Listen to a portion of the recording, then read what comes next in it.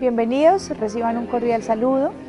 Mi nombre es Piedad Echeverry, anestesióloga, coordinadora del Comité de Anestesia Pediátrica. Los quiero invitar a que escuchen una pequeña charla sobre hipotermia perioperatoria que tiene como finalidad sensibilizarnos un poquito de qué pasa con nuestros pacientes cuando están sometidos a cirugía. Bueno, espero disfruten esta charla. Cualquier duda o pregunta, por favor, nos la hacen llegar y muchas gracias por su atención. Esta noche en la actividad académica nos acompaña la doctora Piedad Cecilia Echeverry. Ella es anestesióloga egresada de la Universidad de Antioquia. Hizo anestesia pediátrica con la Sociedad Colombiana de Anestesiología y actualmente trabaja como anestesióloga del Instituto Roosevelt de Ortopedia Infantil y de la Clínica Infantil Colsubsidio. Además, ella es en este momento la coordinadora del Comité de Anestesia Pediátrica de la Sociedad Colombiana de Anestesiología. Muchas gracias, doctora, y bienvenida. Bueno, para empezar, ¿qué es hipotermia y qué es termorregulación? Esto lo va a pasar muy rápido porque no es como el objetivo principal de la charla siguiente. Para definir hipotermia, pues hay que definir normotermia, son rangos de temperatura. Estamos hablando de simplemente números. 36, 38, uno está en un equilibrio más o menos normal, en un ambiente agradable y con una sensación térmica buena. Hipotermia es por debajo de 36, hipertermia mayor de 38 y la termorregulación es la capacidad que tiene cualquier organismo de conservar ese rango de temperatura. Siguiente. Bueno, esto no lo voy a mencionar, pero los libros lo hacen mucho mejor que yo. Básicamente es para ilustrar lo complejo que es el sistema homeostático para regular la temperatura. Interfiere pues muchísimos termorreceptores, el sistema nervioso central, hay una cantidad de conductas desde todo punto de vista que nos hacen mantener un rango estrecho de la temperatura. Siguiente. Bueno. ¿Cuáles son los mecanismos de pérdida de calor en cirugía? Pues como anestesiólogos creo que todos estamos un poquito familiarizados con esto. Estas son unas imágenes que son familiares a todos. Todos tenemos este escenario en la clínica cuando estamos dando anestesia. Este es un niño, pero a veces es un adulto. Siguiente.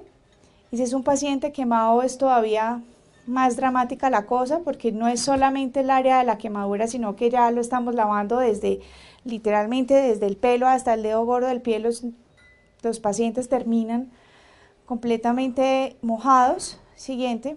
Y cuando pues obviamente ya entramos a la cirugía, si son cirugías de grandes cavidades, tórax y abdomen, pues todavía hay un riesgo adicional mucho más alto. Sigamos.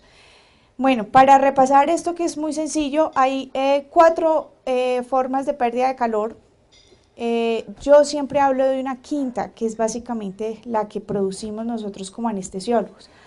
La primera por conducción, que es básicamente cuando es un contacto de un cuerpo caliente, un cuerpo frío, entonces las mesas de cirugía, las soluciones.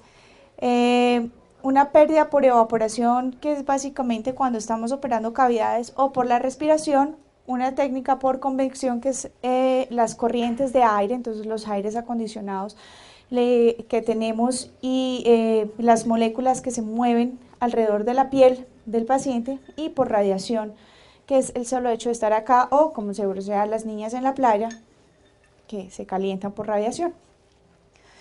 Y hay una quinta que es la redistribución, que no la mencionan dentro de los mecanismos fisiopatológicos cuando uno revisa el tema, pero que tiene que ver con nuestro acto anestésico, y es que todos los medicamentos que nosotros utilizamos, bien sea en una técnica regional o en una técnica general, todos producen vasodilatación. Y eso obviamente el calor central que está el cuerpo tratando de conservar, pues lo abolimos completamente. Entonces, pues 5 formas de perder temperatura en un quirófano, que es muy fácil que los pacientes se nos enfríen. Efectos de la anestesia, entonces disminuye el umbral de la hipotermia, ya voy a hablar un poquito de lo que es esto, amplía el rango de termorregulación, hay una inhibición central de todos los mecanismos compensatorios cuando uno tiene frío o cuando uno tiene calor, va para lado y lado igual. Hay ausencia del temblor, obviamente el paciente está bloqueado, está bajo anestesia general o está bajo una anestesia regional. Se aumenta el umbral de hipertermia también y todo esto pues obviamente un paciente que está en un ambiente frío, además indefenso, y le estamos quitando cualquier probabilidad de compensación para mantener esa termorregulación que hablamos desde el principio. Entonces, por todo lado, los pacientes la tienen perdida en este escenario de hipotermia. Esto es lo que entonces les hablaba yo. Este es un paciente no anestesiado, normal, un paciente bajo anestesia. ¿Qué pasa en un paciente normal? Entre 36 a 38, como les hablaba ahorita, es el rango.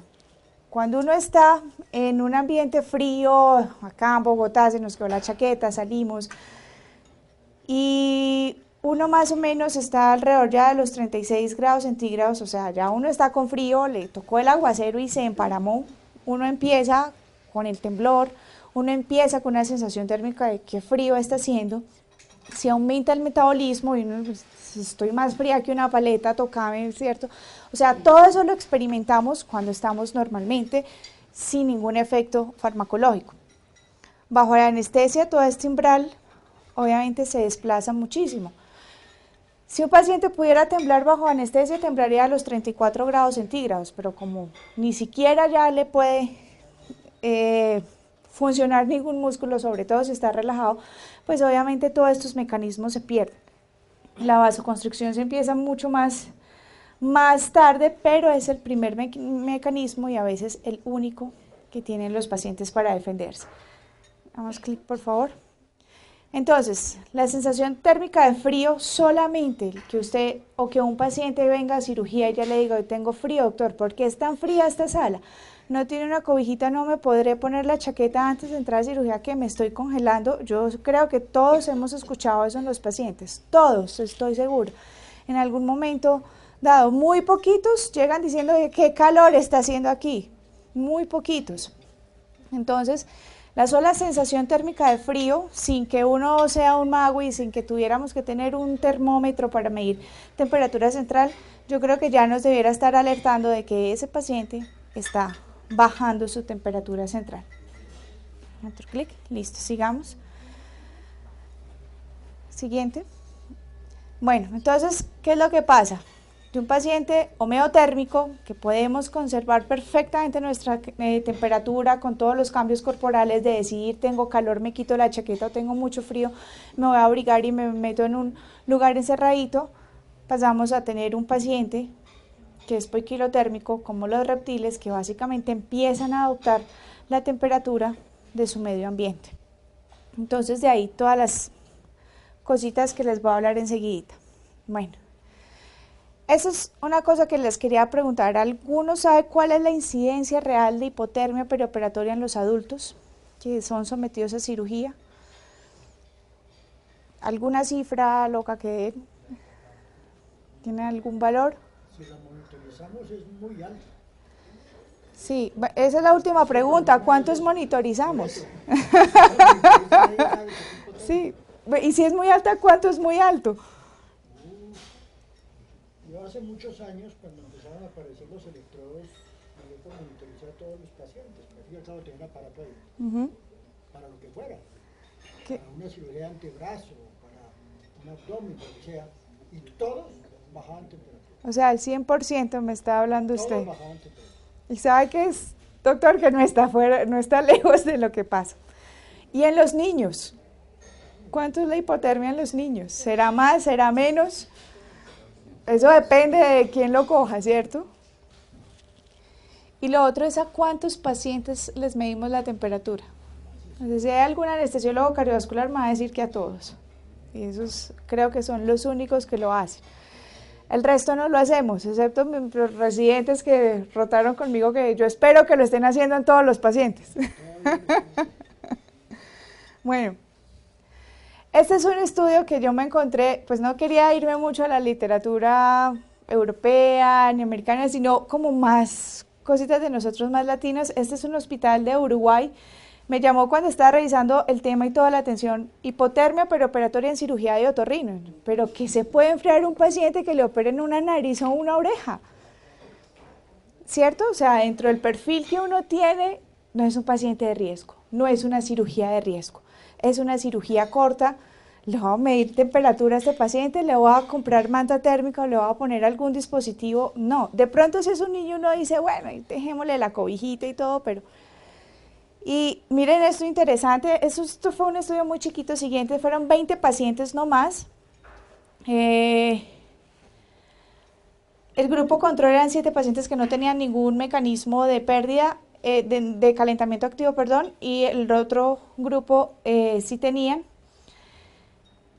Hipotermia en 11 pacientes, o sea, de 20 pacientes para cirugía de otorrino, 11 salieron hipotérmicos, 11. O sea, estamos hablando del 60% de los pacientes que no vienen para una cirugía de riesgo corta, ¿cierto? Que pues realmente a cuántos pacientes de otorrino les medimos la temperatura, a ninguno. De pronto si es un craniofaringioma, una cosa grande de pronto, pero a unos oídos, a una timpanostomía, a unas adenoides, una amígdalas, nunca lo hacemos. Y este todavía es más dramático. Hipotermia posoperatoria inadvertida en salas de recuperación. Este es un hospital también ya grande de Uruguay, el mismo doctor, el doctor Sergio Gutiérrez. Y él hizo eso. Bueno, pongámosle termómetro a todos y midemos. No vamos a hacer nada, nadie va a hacer nada diferente a lo que hace, pero simplemente vamos a fijarnos qué es lo que está pasando. Miren estos resultados. Siguiente. 313 pacientes adultos sometidos a cirugía. 67% de hipotermia posoperatoria. O sea, de 10 pacientes, 7 salen fríos.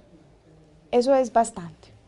20% con temperatura menor de 35 grados, o sea, estamos hablando ya de temperaturas de hipotermias moderadas a severas, que son realmente las que más nos preocupan, porque si uno dice, bueno, salió 35.8, 35.7, bueno, lo dejo aquí un ratico, lo caliento, pero por debajo de 35 el reto es mucho más grande. Y 24% salen con hipotermia al momento del de dar el alto, o sea, se van para sus casas o para una hospitalización fríos, siguen fríos. Entonces, interesante la cosa, porque como no medimos el problema, pues no sabemos la dimensión ni a lo que nos estamos enfrentando. Hipotermia más severa en los mayores de 65 años, más de 3 horas de cirugía y con anestesia regional, hacen más. Siguiente. Esta es una referencia bibliográfica que yo se las voy a recomendar mucho cuando tengan tiempo libre, porque es un pequeño manual de 565 páginas del Reino Unido, y es quizás el único protocolo que he podido encontrar en el mundo, de toda la literatura que habíamos revisado, donde protocolizan y dan unas recomendaciones muy exactas de qué hacer para prevenir la hipotermia. En el Reino Unido son muy organizados y ellos de entrada miden la temperatura del paciente antes de entrar al quirófano. Si el paciente está por debajo de 37, no lo entran a la sala de cirugía, sino que lo dejan calentando un rato para que tenga por lo menos 37 grados, porque por lo que vamos a ver en el comportamiento, si pierde 1.5 o 1 grado solamente en la primera media hora de cirugía, por lo menos me quedan 36 o 35.8, que de pronto es un poquito más manejable. Pero si meto en 36, es probable que en una hora lo tengan 34.5, ¿cierto? Y dependiendo de las medidas, la cirugía y ya los factores de riesgo adicionales, eso o se me estabilice o me siga bajando. Entonces es interesante. Yo creo que a veces es difícil medirle la temperatura a todos. En los hospitales pediátricos lo hacen mucho. La enfermera siempre le pone el termómetro axilar, pero básicamente para saber si el niño tiene fiebre o no. A veces le informan a uno, a veces simplemente llenan el registro y se va. Entonces, cuando uno ya tiene este problema de pronto en mente, pues uno revisa o le pregunta a la enfermera cuánto tenía de temperatura el niño. Pero hay una forma de pronto más sencilla de hacerlo. Si lo que hablábamos es que se empieza a bajar la temperatura, y si uno está alrededor de los 36 grados centígrados y ya tiene sensación térmica de frío, el solo hecho que usted a un paciente le diga, doctor, me estoy muriendo del frío, ¿por qué es esto tan frío? No me puedo quedar con la chaqueta o me prestan una cobija que me estoy calentando, ya debería ser un paciente que le debiera uno alertar, oiga, probablemente ese paciente está en 36,2 y en una hora lo va a tener en 34 o 34 A. Bueno, factores de riesgo, entonces esto está todo en las guías, pues que no me quiero detener en eso porque es muy obvio, sigamos. Y en niños esto también se había estudiado. Aquí tenemos anestesiólogos muy juiciosos que habían hecho esta tarea antes, el doctor Reyes, los de Manizales, el doctor Buitrago y el doctor Grisales habían hecho una escala también de factores de riesgos en niños, en los que ellos encontraron que la población más vulnerable a ser hipotermia perioperatoria son los recién nacidos, por obvias razones, por sus condiciones, anestesia general, cirugía mayor, pacientes quemados y, ojo a esto, niños en hospitales no pediátricos. ¿Por qué? Porque generalmente cuando uno va a los hospitales pediátricos donde la hipotermia con los niños uno sabe que los mata, o si no los mata los complica bastante, generalmente son hospitales un poquito más calientes. ¿Cuánto es la temperatura más o menos promedio de un quirófano? De los... Ah, pero esos están perfectos. Bueno, yo ahorita en la clínica con subsidio o en el Roosevelt, la primera cirugía de la hora uno llega al quirófano y está marcando 17 grados centígrados.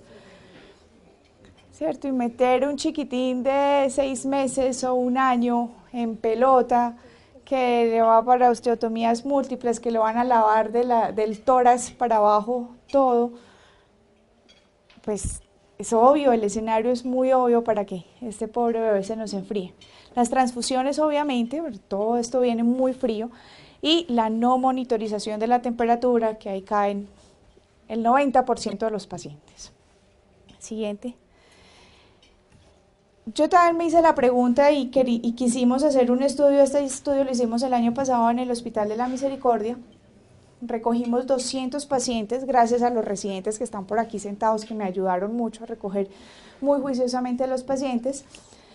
Niños menores de 18 años, el promedio de edad, el rango de edad entre 21 días, que fue el más chiquitico, hasta 17 años, que fue el más grande.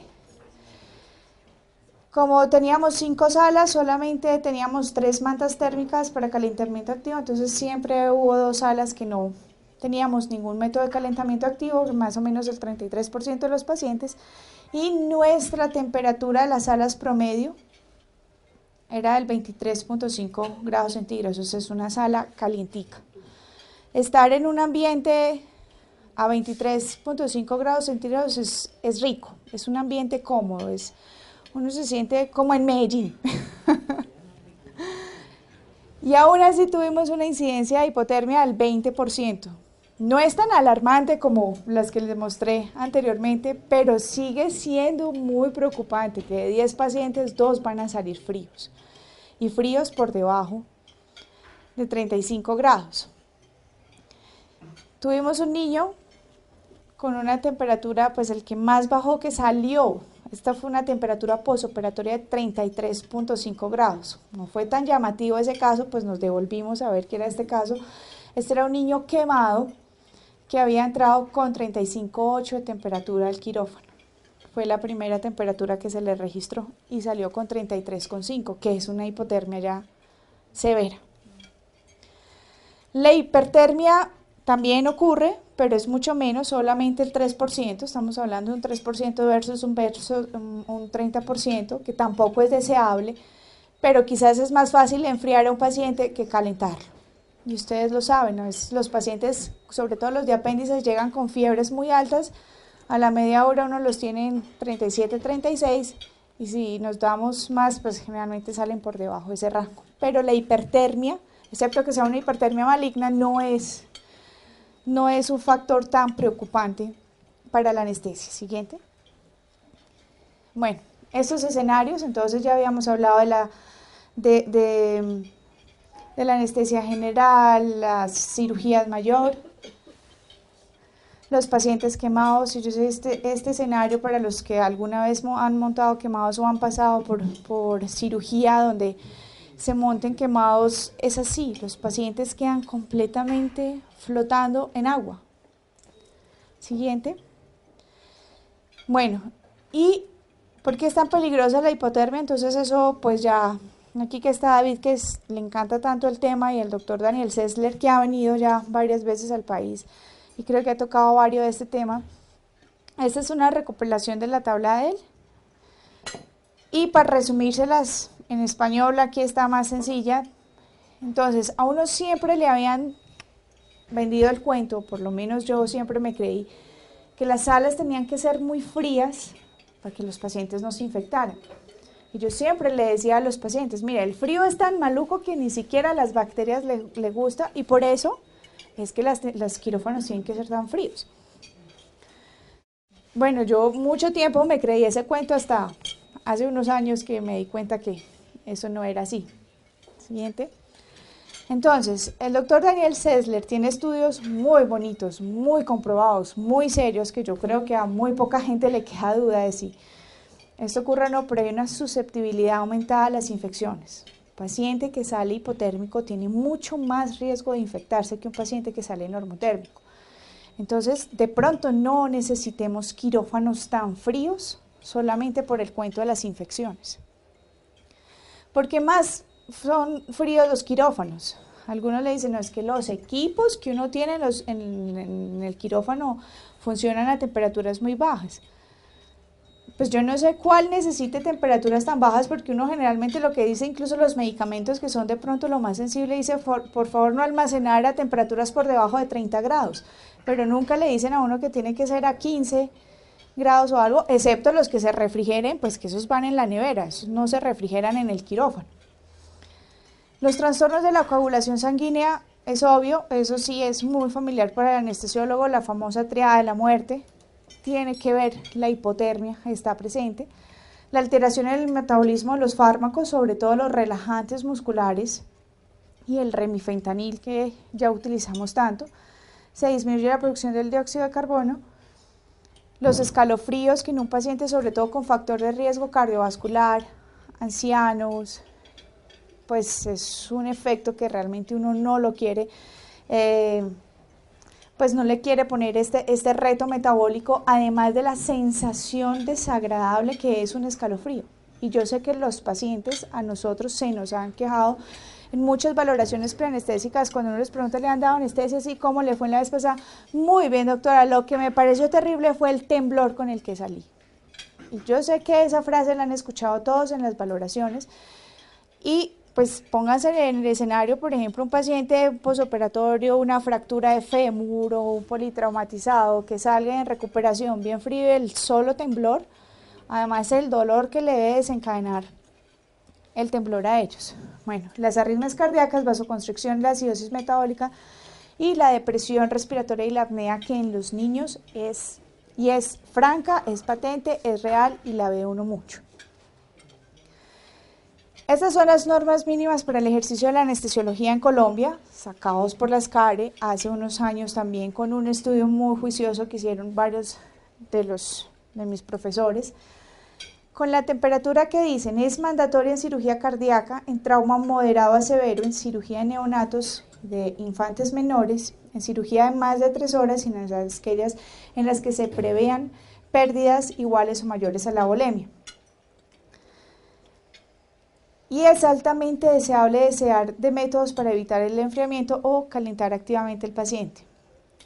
Yo creo que el trabajo lo hemos estado haciendo bien, y uno ya cada vez ve que en las instituciones hay por lo menos algo de estrategias para corregir esto, pero la temperatura no la medimos. Seguimos sin medir nada de temperatura. ¿Dónde medirla y cómo medirla? Bueno, paciente en el quirófano y en los dispositivos de calentamiento son importantes, y medirla antes, durante y después. Por lo menos que tuviera uno ese rango, y el seguimiento en el transoperatorio es bien importante. Sigamos. Bueno, esto también creo que es muy obvio, dónde se mide la temperatura central y dónde se mide la periférica. La temperatura rectal generalmente la consideran ya temperatura periférica porque es sujeta a mucha variabilidad, pero la temperatura nasofaríngea, esofágica, incluso con los termómetros ahorita timpánicos, es supremamente fácil de hacer. Entonces, pues vale la pena también que nos enfoquemos en la monitorización. Siguiente. Y las estrategias. Entonces, ¿qué estrategias tenemos ahorita en nuestro medio? Prevenir, temperatura del ambiente, el calentamiento activo, los líquidos calientes y lo que estamos haciendo aquí, que espero que funcione, que es sensibilizarnos un poquito y por lo menos que estemos pensando un poquito más en esto. Siguiente, entonces, antes de seguir con las estrategias, este es el comportamiento que les hablaba ahorita. Dale clic. Hay 3 fases. La primera fase, que es una caída abrupta de la temperatura, generalmente ocurre entre los 30 minutos a primera hora, y eso no es culpa del cirujano ni de la cirugía, eso es puro efecto de los anestésicos, porque en esa hora generalmente uno tiene el paciente en pelota, le acaba de poner la inducción, lo está intubando, le está canalizando venas y hay que monitorizarlo, pues se le está poniendo el central, se le está poniendo la sonda vesical y lo están lavando. El cirujano todavía no ha metido sus manos ahí, pero seguramente que cuando lo haga va a empeorar todavía la situación. Entonces, esa primera fase es clave, tratar de mitigar o por lo menos de atenuar un poquito esa caída de la temperatura.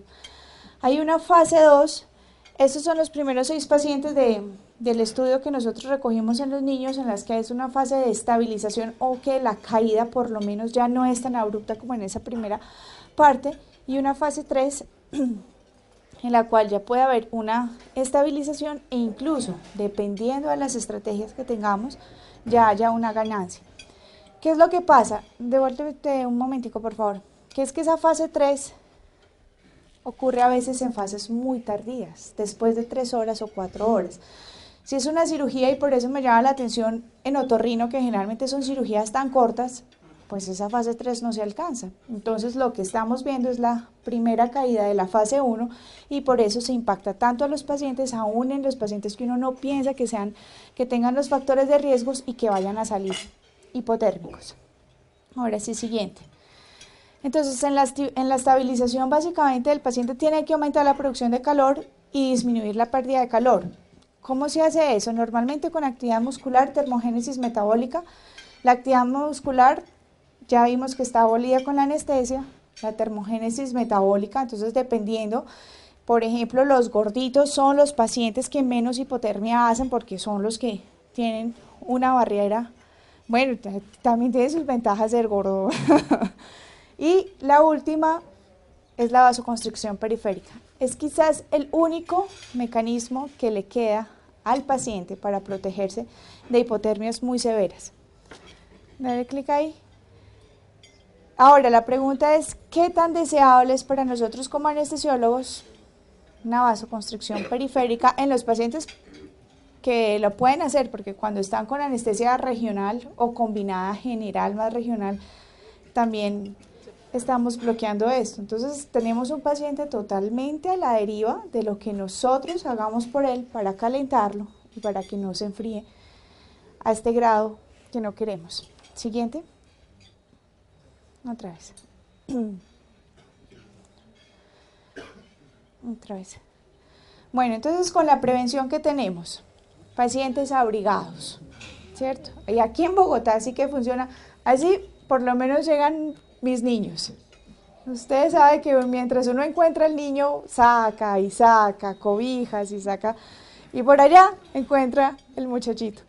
Pero bueno, no importa, lo importante es que venga calientico y tratar de empelotarlos como en el momento que es y no donde está la corriente de aire o le da todo el aire acondicionado. Siguiente, tratar de tener salas de espera abrigadas, calienticas, cómodas y confortables, además de de lo importante que es esto para el tema de hipotermia, es también que habla un poquito de la calidad y de atención a nuestros usuarios. Y el siguiente es tratar de minimizar la entrada a cirugía. Yo sé que nosotros tenemos que cumplir horarios y que a veces somos estrictos de la cirugía empieza a las 7, esté el que esté, ¿cierto? Pero el cirujano se demora, por X o Y motivo no llega, y entonces tenemos un paciente desnudo en el quirófano a 17 grados centígrados con el aire acondicionado, ahí no hay cobijas, ahí no hay una chaqueta, lo único cuando ya tienen mucho frío se le pasa otra sábana que realmente eso no calienta mayor cosa. Entonces tratar de que esté el equipo antes del paciente para minimizar toda esta entrada a cirugía, sigamos. Lo de la temperatura del ambiente, ya este es un estudio también que hicieron aquí en la revista, publicado aquí en la revista Colombiana de Anestesia ya unos añitos, pero es un estudio muy bonito y muy interesante, cómo impacta la temperatura del quirófano en la pérdida de temperatura. Ellos compararon, simplemente cogieron 22 grados centígrados por encima y por debajo. Un paciente expuesto a una temperatura por debajo de los 22 grados centígrados más o menos pierde en promedio 1.3 a 1.5 grados C en la primera hora de cirugía. O sea, la sola temperatura del quirófano ya tiene que ver en esto. Por encima de los 22 grados centígrados, entonces ya intervienen otros factores, pero mucho menos, pero es probable que mitiguemos esa caída abrupta que tiene el paciente, sobre todo en la primera hora, que es la caída más brusca y más drástica que tienen los pacientes. Sigamos. En los recién nacidos y los prematuros, pues todavía es mucho más obvio esto. Y uno diría que más o menos tienen una temperatura estable cuando están en ambientes expuestos entre 29 a 30 grados centígrados. Bueno, tener un quirófano a 29, 30 grados centígrados ya es, ahí sí ni los medicamentos, yo creo que no lo funciona nadie, ni el anestesiólogo, ni el cirujano, ni nada, ¿cierto? Pero es importante saber que este grupo de edad es particularmente sensible y que seguramente vamos a tener que tener alguna estrategia para mantenerlos más abrigaditos. Y este trabajo es muy lindo, este es del doctor Bruno Bisonet y está publicado en el último libro de Coté y en el último libro de Bruno Bisonet también. En el capítulo hablan de las estrategias de pérdida de calor en los niños. Y eso es interesante porque la primera causa de pérdida de calor en ellos es por radiación, o sea, el ambiente y a lo que están expuestos, por convección, que es básicamente las corrientes de aire frío, menos por evaporación y mucho menos el mecanismo que menos produce hipotermia es la conducción. Sigamos. Entonces, ¿qué medidas tenemos para corregir la hipotermia en nuestro medio? Entonces, cubrir al paciente, todo lo hacemos, sobre todo con los niños, nos gastamos todo el algodón laminado del hospital hasta que el auxiliar diga, ay doctora, ya no hay más, pero yo creo que, pues bueno, somos un poquito obsesivos en eso, pero pues hay que hacerlo. Seguimos. La conducción más evaporación, que es el lavado con soluciones calientes, realmente no sirve mucho. En muchas instituciones tampoco gusta hacerlo porque es que calentar el isodina y calentar la clorexidina, uno no sabe qué tanto está inactivando o cómo se va a comportar eso, a qué temperatura dejarla, qué es tibio para usted, qué es caliente para mí. Entonces, bueno, son muchos factores que esto nunca se hace tampoco. Sigamos.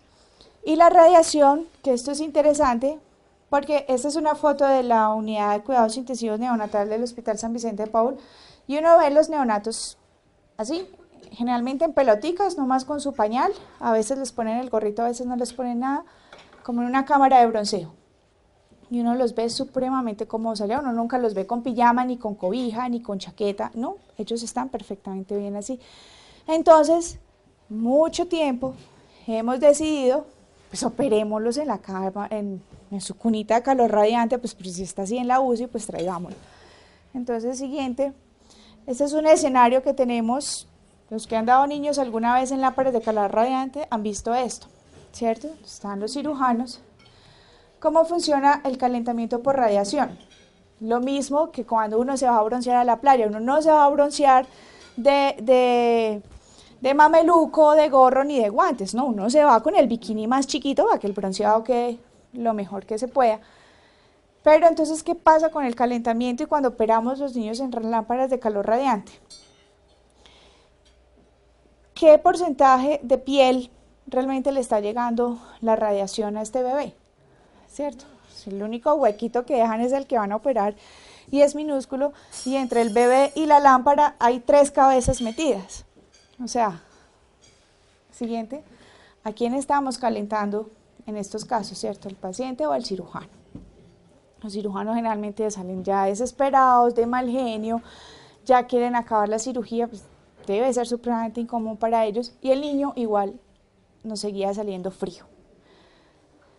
Entonces, para la radiación, para poder impactar con la pérdida de calor por radiación, es mucho más práctico tener un quirófano caliente, a ponerle la lámpara de calor radiante a las cabezas de los cirujanos. Y estos son los mismos cirujanos en un quirófano más calientico. Bueno, la instrumentora quedó haciendo mala cara, pero ella siempre está haciendo mala cara, entonces, pero el ambiente estaba mucho más rico ahí y ellos estaban operando mucho más cómodos. Teníamos una temperatura más o menos de 23 grados centígrados, que es un poquito cómoda, puede que les dé un poquito más de calor a ellos por las vestiduras y todo, pero es mucho más cómodo para el paciente. Por convección, entonces las incubadoras funcionan por calentamiento por convección, es un método fantástico, igual uno ve al bebé en pelotica en su incubadora en la mayoría del tiempo, pero operar en una incubadora es absolutamente imposible de hacer. Entonces, pues no es una medida que tengamos siguiente, pero tenemos los aires forzados y es bueno, ya no es novedoso para nadie, pero quizás es una cosa que ya tenemos que empezar a implementar en nuestros quirófanos y no en el momento de que el paciente está frío, o sea, no es calentar al paciente cuando ya lo tenemos en 35, 34 grados centígrados, sino empezarlo desde antes. Entonces, igual que dicen las guías NICE y le recomiendan a uno, tenga un paciente caliente, entre lo calientico para que compense esa pérdida que va a tener en la primera hora. Siguiente, y ya tenemos dispositivos, mantas estériles para el intraoperatorio, o sea que se pueden poner perfectamente.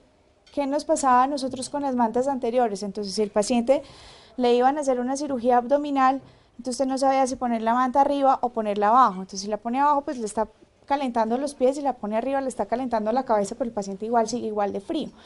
Entonces, ya hay unas ideas pues fantásticas de, pues pongámosle la manta debajo del paciente que entre realmente en todo contacto con toda su superficie corporal, o con la mayor por lo menos, y que esté irradiándole o administrándole calor todo el momento. Sigamos. Y las mantas térmicas. ¿Qué pasa con las mantas térmicas que funcionan por conducción? Ya sabemos que la conducción es el mecanismo menos efectivo, pues no menos efectivo, sino el que menos impacta en la pérdida de calor en los niños, pero siempre es bueno tener muchas estrategias en mente, porque ante la hipotermia vale la pena utilizar todas las herramientas. Las mantas térmicas funcionan de acuerdo con el porcentaje de superficie corporal que está en contacto con ellas. Entonces, siguiente. Entonces volvemos a lo mismo. Este paciente es una foto real también de un paciente que tuvimos. ¿Qué porcentaje de piel está realmente en contacto con la manta? Este niño también se nos enfrió mucho, porque pues sí tenía la manta, pero no estaba realmente en contacto. Entonces, todos esos escenarios que son reales los tenemos. La evaporación, los calentadores y humidificadores de los circuitos de anestesia sirven, pero ya no se utilizan tanto. Son más efectivos y son más prácticos en cuidado intensivo porque calientan de una manera muy tardía. Entonces, para el escenario de anestesia, que es un escenario muy rápido, a veces muy corto, no son tan prácticos, no son tan efectivos para calentar al paciente como de pronto si tenemos un paciente intubado por por varias horas o por varios días en la unidad de cuidados intensivos. Y para la redistribución, los calentamientos de líquidos y hemoderivados, todo lo que le estamos administrando al paciente.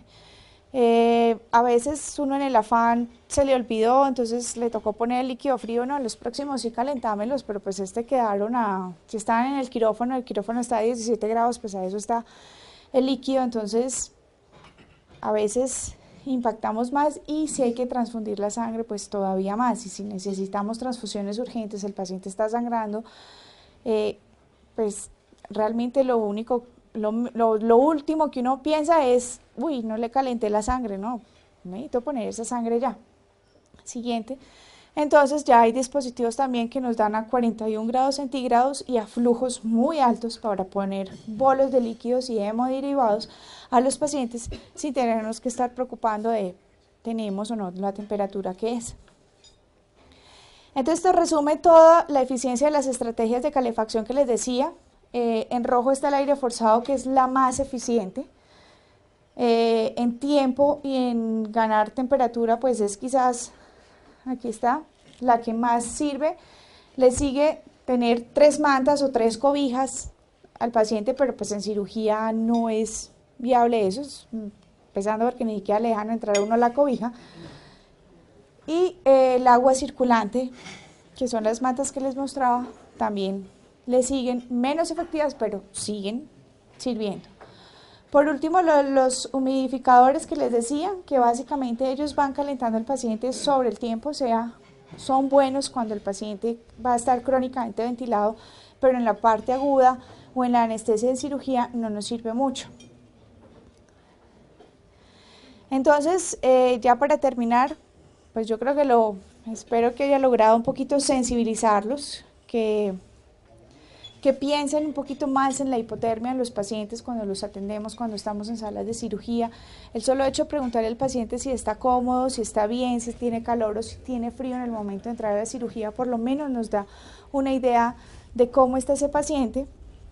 Siguiente, y tratar pues de utilizar todas las estrategias que tenemos disponibles, que básicamente ya cada vez son más fáciles de conseguir, pero pues obviamente si desconocemos el problema, desconocemos todo lo que hay para tratarlo. Bueno, finalmente darles las gracias. No sé si tienen alguna duda, comentario, pregunta, si quieren hacer algún comentario adicional.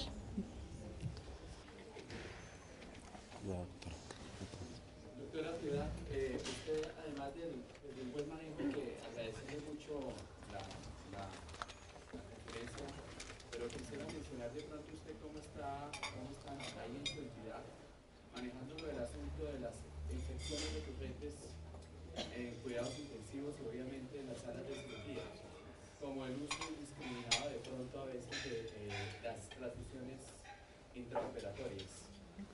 Porque mucho de eso tiene que ver, hay estudios muy claros en donde tienen que ver mucho con la hipotermia. Es fantástico, pero los aparatos que de pronto tienen ustedes, no todas las entidades tienen esta sofisticación de aparatos, ¿verdad?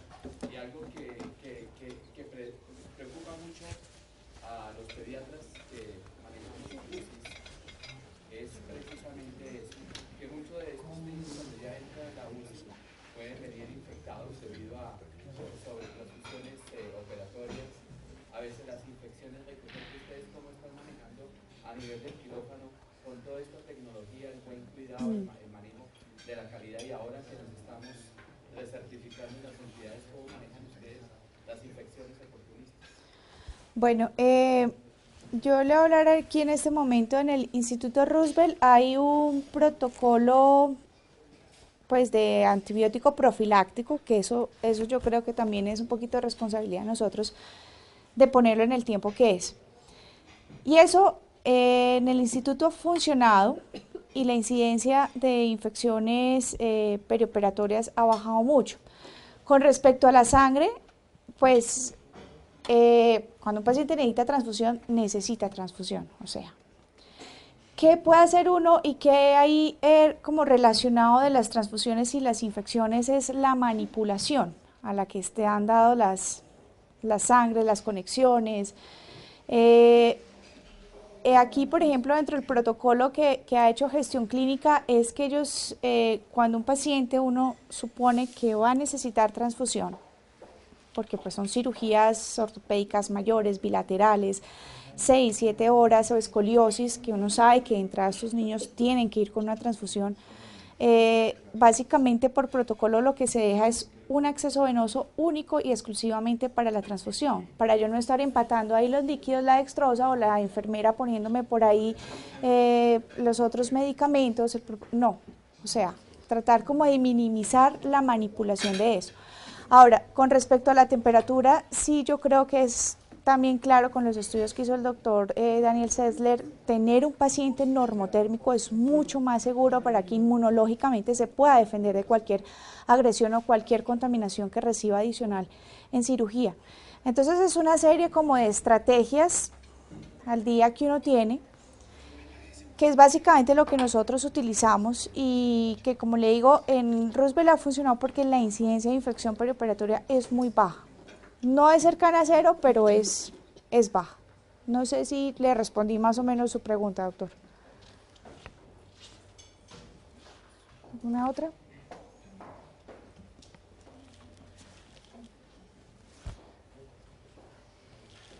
Bueno, doctora, muchísimas gracias por concientizarnos.